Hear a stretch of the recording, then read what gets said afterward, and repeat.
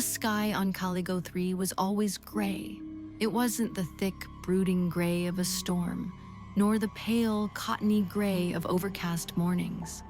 It was something else entirely, a flat, oppressive hue that sat overhead like a concrete slab. We arrived during what the mission logs called Cycle 88, a standard planetary year measured by orbit, but time had no rhythm here. No sunrises, no sunsets, just a constant dimness, like dusk stretched out to infinity. The light filtered through low-hanging mists that never lifted, coating everything with a damp, metallic sheen that made even untouched ground feel handled, used. We were a team of 7, part of the Vanguard Initiative's terraforming phase. Our job was to assess habitability, collect soil and air samples, and begin preliminary groundwork for Phase 2 colonization. I was the lead exobiologist, Dr. Mara Ellin. Beside me, Lieutenant Rhodes, security, Dr. Karim, geologist, Ortega, systems engineer, Sato, botany, Lin, atmospheric analysis, and Crow, communications. The ship touched down in the basin of what scans had labeled Sector 14M, a wide valley cradled by sickly black trees with no leaves. Just striated trunks that twisted upward and stopped abruptly, as if broken off by a giant hand. The air was breathable, but heavy, saturated with a scent that reminded me of wet copper and spoiled almonds. And there was the sound. Not a hum, exactly, and not quite wind. It was like distant static or whispering, constantly bleeding into your peripheral hearing, just far enough away that you couldn't tell if it was real. But we were trained for alien environments. We chalked it all up to the usual atmospheric anomalies, until things started shifting. It began with the trees moving, not visibly, not at first. But the trunks, where we'd swear they had stood, weren't always in the same place. Rhodes accused Sato of misplacing her field gear when we found her portable botany lab relocated 20 meters into the edge of the forest. She swore she'd left it by the landing module. We laughed it off. That was 3 days in. By day 4, Lynn stopped laughing. She'd stayed out later than the others, running air quality comparisons.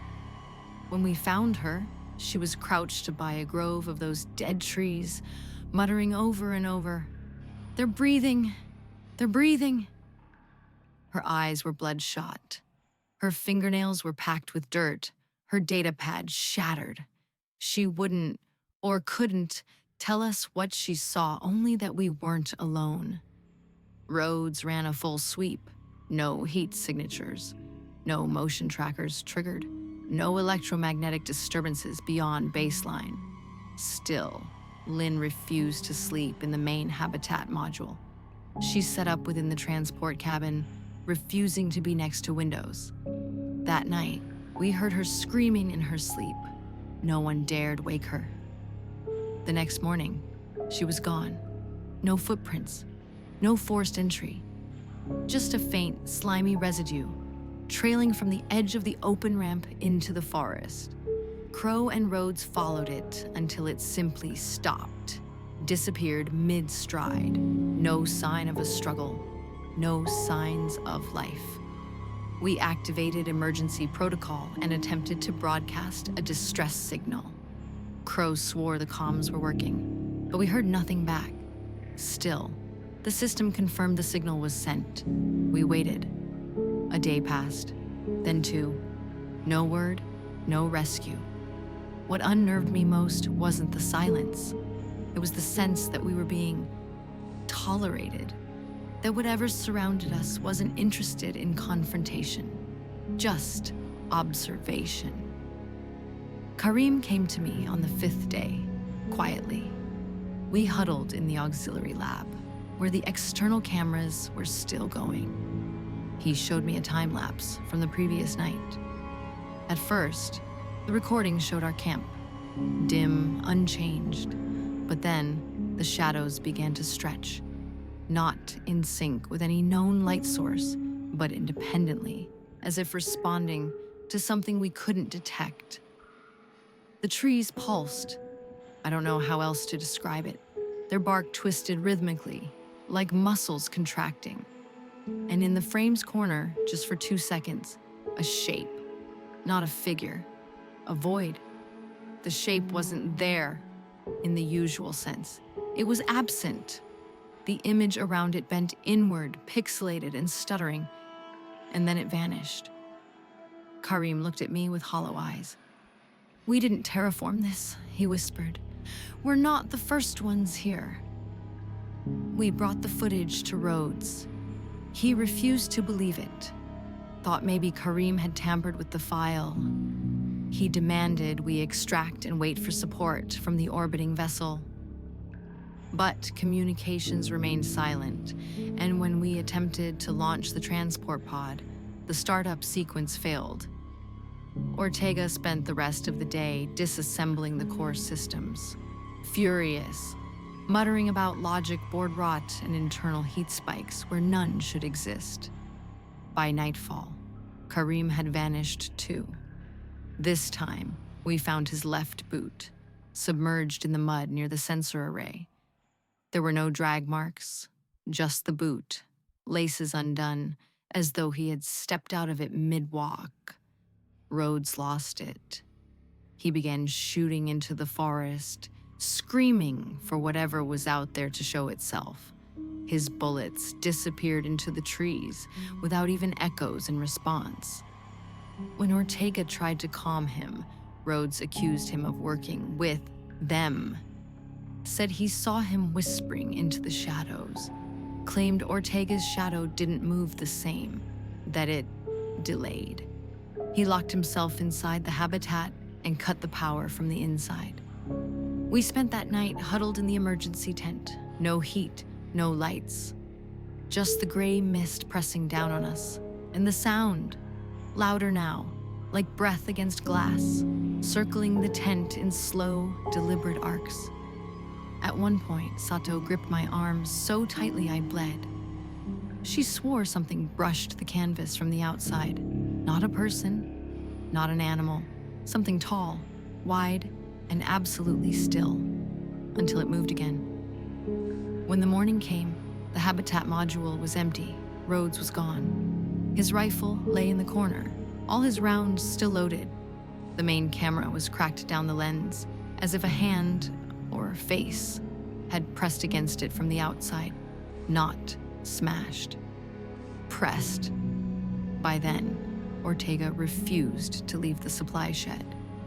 He stopped speaking, just stared out, watching the edge of the forest like it might grow teeth at any moment.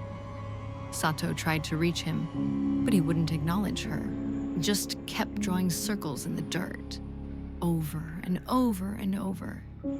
It was on the 7th day I finally understood. I was out collecting a final round of soil samples, more out of desperation than purpose, when I saw it up close. Not the thing. The evidence of it. A ring of trees, arranged in a perfect circle. Their trunks twisted inward like they'd grown that way. At their base, the soil was darker, wet, but warm. It steamed slightly. And along the inner ring, etched into the bark and dirt, symbols, not letters, not pictures, just impressions, like memories burned into the environment. And standing there, I could feel something watching. Not from behind, though I turned, and nothing was there. No, it was watching from inside. Inside the trees, inside the mist, inside me. I don't remember returning to camp. When I came to, I was back in the emergency tent. Sato was gone. I never found her things. Not her data pad, not her samples. Just a trail of circles drawn into the dirt, leading away from camp. I followed them once, screaming her name until my throat peeled raw. They went nowhere. Just further, deeper, until they overlapped each other like spirals. That was 3 days ago. Now it's just me and Ortega, though I'm not sure how much of him is left. He hasn't blinked in 2 days. His skin is paler, like it's absorbing the fog. The circles he draws are smaller now, tighter, like he's folding in on himself. Sometimes, I think he's listening to something I can't hear. Sometimes, I think I hear it too. A low, wet whisper, forming syllables just beyond comprehension. I tried recording it once, but the playback was silent. No static, no breath, just dead air. I think this planet isn't uninhabited. I think it is the inhabitant. And we're not trespassers to it. We're food. Not to eat, to digest. I've started seeing things too. Shapes just out of view.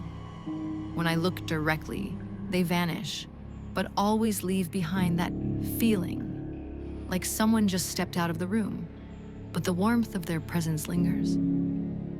I sleep less now, not because I don't want to, because something keeps touching my dreams, and sometimes I wake up with dirt under my nails. I don't remember digging.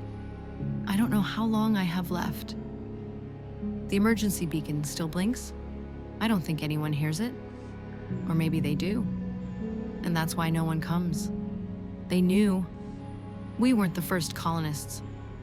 We were the first sacrifice in a long while. And I fear I'll be the last one to remember. Until I forget, too. Until I start drawing circles